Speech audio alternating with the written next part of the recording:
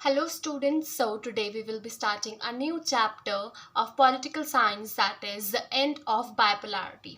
So first of all you should know the meaning of bipolarity. So basically what is bipolarity? Bi means two, means जब दो super powers का end हुआ.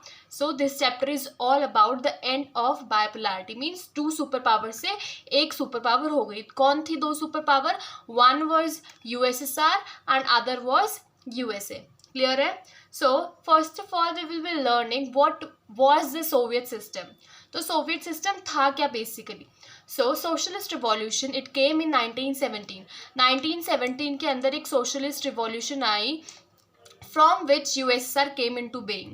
और USSR क्या है? Union of Soviet Socialist Republics. तो socialist revolution की वजह से USSR it came into being. USSR is also known as the Soviet Union. Clear है? और ये जो रिवॉल्यूशन थी, socialist revolution, it was inspired by the ideas of socialism and it was against capitalism. तो ये जो revolution थी ये सोशलिज्म से इंस्पायर्ड थी और एक कैपिटलिज्म के लिए बिल्कुल अगेंस्ट थी कैपिटलिज्म के लिए. Clear? It was the biggest attempt to abolish private property and bring about equality. तो प्राइवेट प्रॉपर्टी को एंड करना एंड इक्वालिटी लेकर आना. So it was the biggest attempt for that thing. Clear है? Now Soviet political system. तो कैसा political system था? So in Soviet means USSR के अंदर only one party, that was the communist party. So only communist party was allowed in the Soviet system. There was no other opposition party, means only one party was there. Economy was controlled by the government. पूरा जो control रहता था वो government के पास रहता था economy का. Second world war हुई. कब हुई थी second world war? You have to tell me down in the comments below. Clear? So second world war के बाद जो ईस्ट यूरोपियन कंट्रीज फ्री करी थी सोशलिस्ट ब्लॉक ने, वो सब यूएसएसआर के अंदर आ गई थी. And this group was called the second world और सोशलिस्ट ब्लॉक. और इसको हम सेकेंड वर्ल्ड या फिर सोशलिस्ट ब्लॉक कहते हैं. वो सारी कंट्रीज जिसको सेकेंड वर्ल्ड वॉर के बाद यूएसएसआर ने फ्री करने में उनकी हेल्प करी थी, वो सारी जो थी कंट्रीज थी उन्हें हम सेकेंड वर्ल्ड या फिर सोशलिस्ट ब्लॉक कहते हैं. Clear? Next is what were the qualities of USSR after second world war. तो सेकेंड वर्ल्ड वॉर के बाद यूएसएसआर सोवियत यूनियन में क्या क्या क्वालिटीज आ गई? सो सबसे पहले यूएसएसआर की जो इकोनॉमी थी वो इंक्रीज हुई. Economy increase. क्लियर है? Communication network increase. ज़्यादा अच्छा कम्युनिकेशन नेटवर्क हो गया. कार्स वगैरह सब चीज़ें उनकी इंडस्ट्रीज वगैरह में प्रोड्यूस होने लगी. एनर्जी रिसोर्सेज भी इंक्रीज हुए. उनका machinery production it increase. Everything was produced from pins to cars. उसकी क्वालिटी चाहे वेस्ट से मैच ना करती हो, but everything they try to produce in the place. Clear? There was no unemployment. बिल्कुल भी अनएम्प्लॉयमेंट नहीं था. सब लोगों को कुछ ना कुछ जॉब दिया हुआ था करने के लिए. और जो गवर्नमेंट थी वो मिनिमम स्टैंडर्ड, एक बेसिक स्टैंडर्ड प्रोवाइड करती थी रहने के लिए. गवर्नमेंट ने सब्सिडीज दे रखी थी, मतलब कुछ पैसे कम हो जाएंगे हेल्थ में, एजुकेशन, चाइल्ड केयर, वेलफेयर, इन सब चीज़ों के अंदर गवर्नमेंट ने इन सब चीज़ों को सब्सिडाइज कर रखा था. क्लियर है? तो अब कुछ क्वालिटीज थी सोवियत यूनियन के अंदर, तो कुछ नेगेटिव थिंग्स भी थे उसके अंदर, कुछ ड्रॉबैक्स थे. So let's study drawbacks now. So Soviet system it became very bureaucratic. बहुत ही ज़्यादा वो ब्यूरोक्रेटिक बन गई क्योंकि there was only one party system जो कि थी communist party. It was ruling for about 70 years and it became unaccountable to the people. There was lack of democracy and no freedom of speech. Democracy भी नहीं थी वहाँ पर और बिल्कुल भी लोगों को कोई फ्रीडम नहीं थी स्पीच की.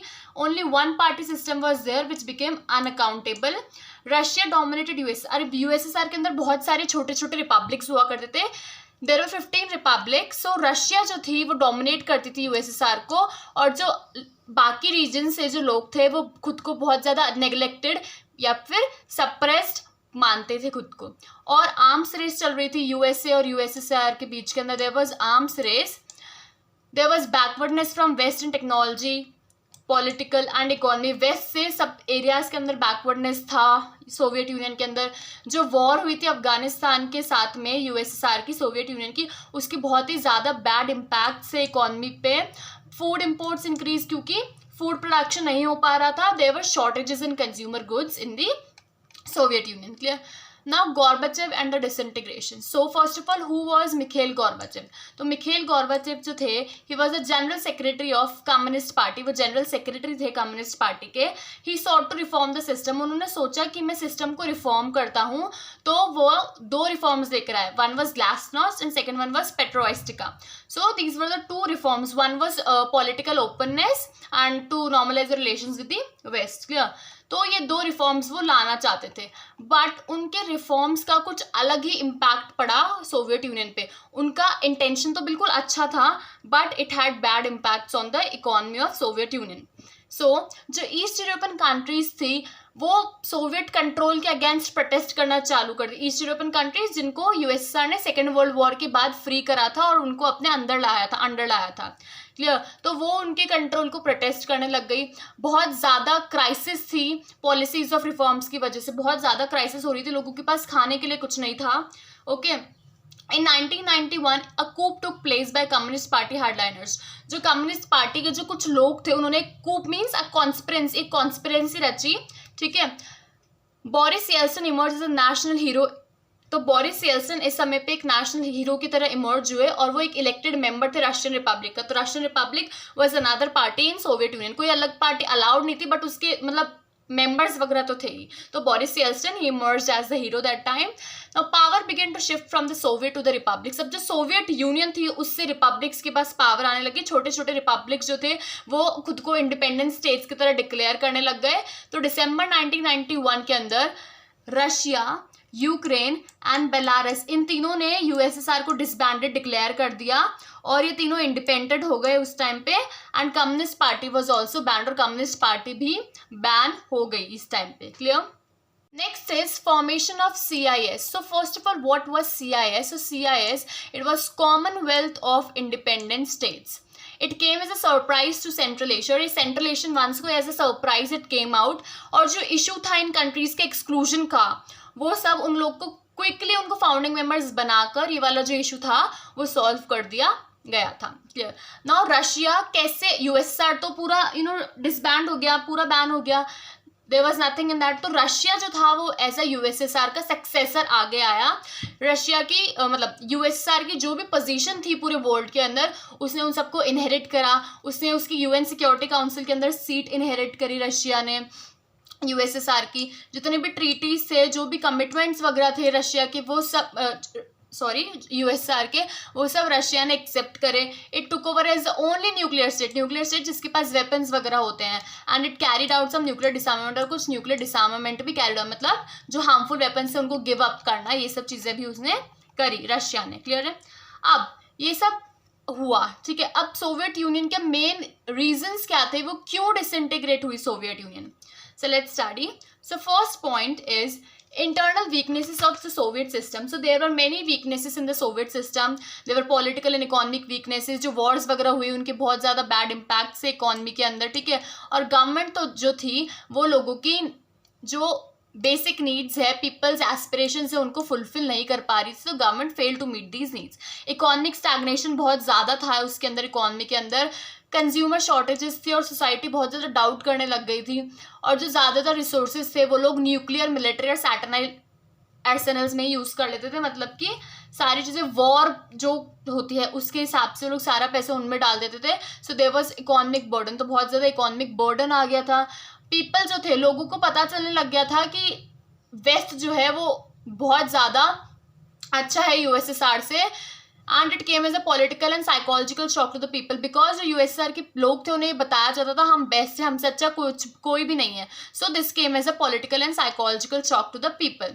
अनअकाउंटेबल गवर्नमेंट, जैसे मैंने आपको बताया कि जो कम्युनिस्ट पार्टी थी it was ruling for about over 70 years. तो वो 70 ईयर्स से रूल कर रही थी और कोई दूसरी पार्टी अलाउड नहीं थी. तो गवर्नमेंट भी अनअकाउंटेबल बन गई थी. करप्शन बहुत ज़्यादा फैल रहा था और वहाँ पर सेंट्रलाइजेशन ऑफ अथॉरिटी मीन्स लोग अपनी एक ग्रुप बनाकर एक जने को ही पावर दे रहे थे. It was centralisation of authority. Losing support, कैसे वो सपोर्ट लूज करना लग गए, क्योंकि बहुत ज़्यादा स्लो एडमिनिस्ट्रेशन था. So they lost the support. Gorbachev के जो रिफॉर्म, वो उसका इंटेंशन तो राइट था, बहुत अच्छा था, बट जो सर्कमस्टांसेस थे उस टाइम पे उसके हिसाब से उनके रिफॉर्म्स जैसा होना चाहता था वैसा नहीं हुआ, और उसके रिफॉर्म्स को कई लोगों ने बहुत ज़्यादा फास्ट बताया, कई लोगों ने बहुत ज़्यादा स्लो बताया, और इस टग ऑफ वॉर में he lost the support. Clear है? There was rise of nationalism, republics had desire for sovereignty and they were asking for independence. So what were the consequences of disintegration? क्या result आया Soviet Union के disintegrate होने के बाद? तो सबसे पहला रिजल्ट क्या था? There was the end of the cold war. Cold war end हो गई थी, राइट? आइडियोलॉजिकल डिस्प्यूट जो चल रहा था वो एंड हो गया था, पावर रिलेशंस चेंज हो गए थे। यूएसए जो था वो as a sole super power it emerge because USR was disintegrated. तो USA it emerge as the only superpower. It was a unipolar world because there were no superpower, only one superpower was there, which was US. Clear?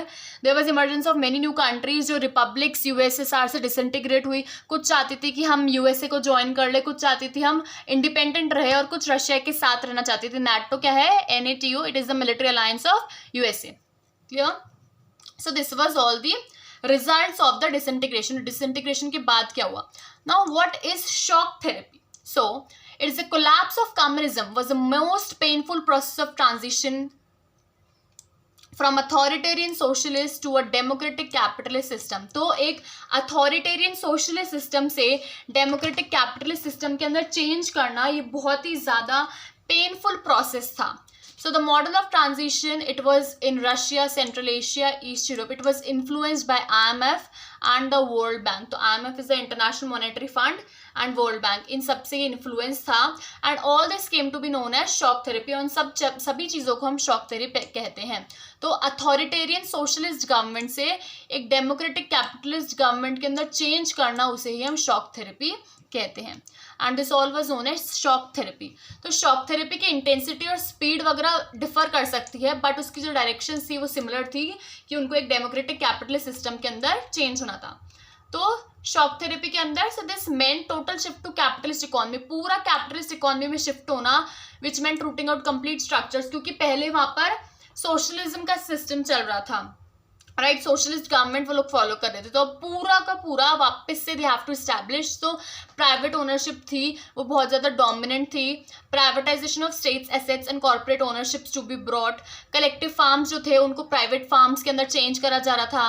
Capitalism लाया जा रहा था agriculture के अंदर. Complete पूरा का पूरा शिफ्ट हो गया था एक फ्री ट्रेड रिजाम से. Foreign direct investments and currency convertibility and deregulation, it was all involve. There was breaking of existed trade alliances, means अब तक जो यूएसएसआर सोवियत यूनियन अपने अंदर खुद के ही रिपब्लिक्स वगैरह में ट्रेड कर रही थी, आपस में ट्रेड कर रहे थे. Now they have to trade with the west and they were absorbed in the western economic system. और जो वेस्ट था वो उनका लीडर और उनका गाइड बन गया. They are now following the west which is USA. Clear?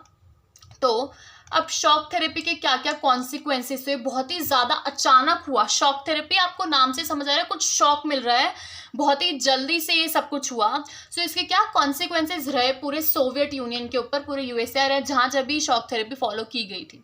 So it ruin the economy and brought disaster upon the people. तो इसने पूरी इकोनॉमी को रियून कर दिया था, डिजास्टर आ गया था सब लोगों के ऊपर. रशिया के अंदर जो स्टेट कंट्रोल इंडस्ट्रियल कॉम्प्लेक्स थे वो सब कोलैप्स हो गए, सब खत्म हो गए. 90% इंडस्ट्रीज जो थी वो सेल पे लगा दी गई थी प्राइवेट ओनर्स के लिए, क्योंकि प्राइवेटाइजेशन मीन्स कैपिटलिस्ट क्या होता है? प्राइवेट ओनरशिप वाला थिंग. तो उस प्राइवेट ओनर्स के लिए सेल पे लगा दी गई थी.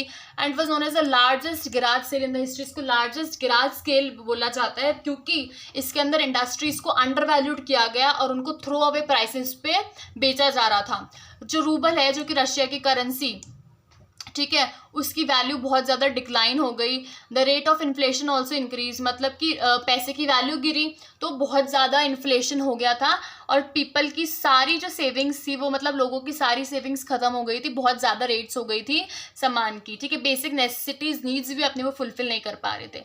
There was no food security, food imports increase. बिल्कुल भी कोई फूड सिक्योरिटी नहीं थी और फूड इम्पोर्ट जो है बाहर से खाना मंगाना पड़ रहा था. Old system of social welfare, जो कि पहले गवर्नमेंट सब्सिडीज वगैरह प्रोवाइड करती थी, ठीक है, वो सब उन लोगों ने, गवर्नमेंट ने विड्रू कर लिया था और पॉवर्टी बहुत ज़्यादा बढ़ रही थी. प्राइवेटाइजेशन की वजह से बहुत ज़्यादा डिस्पैरिटीज आई, गैप आया, रिच और रिच होते गए, पुअर और पुअर हो गए, इकोनॉमिक इनइक्वालिटी बढ़ी. डेमोक्रेसी का कोई अटेंशन नहीं दिया गया था उस पर, डेमोक्रेसी पे. और कॉन्स्टिट्यूशन जो था वो बहुत ही ज़्यादा हरी में, बहुत जल्दी में बनाया गया था. और प्रेसिडेंट जो थे उनके पास सारी पावर्स आ गई थी, तो उन्होंने कॉन्स्टिट्यूशन पे ही ध्यान नहीं दिया। Clear? So this all was the consequences of the shock therapy. Now our next topic is tensions and conflicts. तो क्या टेंशंस और कॉन्फ्लिक्ट्स चल रही थी उस टाइम रशिया के अंदर? देखिए ये जो टॉपिक है इट्स इम्पॉर्टेंट, आपके हम CUT के पर्सपेक्टिव से देखें तो ये इंपॉर्टेंट है, ज़्यादा कुछ इसमें से नहीं आता है, MCQs आते हैं तो इसमें कुछ पढ़ाने जैसे है भी नहीं, you have to read from your NCERT। Clear है? मैं आपको मेन पॉइंट्स बता देती हूँ। So in Russia there were 2 republics, Chechnya and Dagestan. तो यहाँ पर वॉयलेंट सेक्शनिस्ट मूवमेंट्स हुई। सेंट्रल एशिया के अंदर तजाकिस्तान जो था वहाँ पर सिविल वॉर चली जो कि 10 ईयर्स के लिए चली और 2001 तक चली। So it ended in 2001। And इस रीजन के अंदर वैसे भी बहुत ज़्यादा ही कॉन्फ्लिक्ट्स होते थे। ईस्टर्न यूरोप के अंदर एक है Czechoslovakia. So it split peacefully into Czechs and Slovaks. तो ये इंडिपेंडेंट नेशंस बन गए, ये देश स्प्लिट पीसफुली। क्लियर है? Now the last topic I guess, yes, so India Russia relations. तो कैसे रिलेशंस थे इंडिया और रशिया के अंदर बीच में, राइट? तो इंडिया ने सभी जो कंट्रीज थी, पोस्ट सोवियत कंट्रीज थी, उनके साथ अच्छे कॉर्डियल रिलेशंस बना के रखे, बट जो स्ट्रॉन्गेस्ट रिलेशंस है वो आज भी रशिया के साथ है। इंडो रशिया रिलेशंस जो है वो एक इम्पॉर्टेंट एस्पेक्ट है इंडिया की फॉरेन पॉलिसी का। इंडिया की फॉरेन पॉलिसी के अंदर बहुत ज़्यादा इंपॉर्टेंस है इसकी। Both the countries means Russia and India they both share a vision of multipolar world order, कि कोई सोल सुपर पावर नहीं होनी चाहिए। USA should not be the dominant one. Multipolar world मतलब सबके पास पावर होनी चाहिए। There should be no one who is dominating, right? So India got benefits from Russia over issues like Kashmir, energy supplies, access to Central Asia. तो इन सब issues के ऊपर इंडिया को रशिया का सपोर्ट मिला।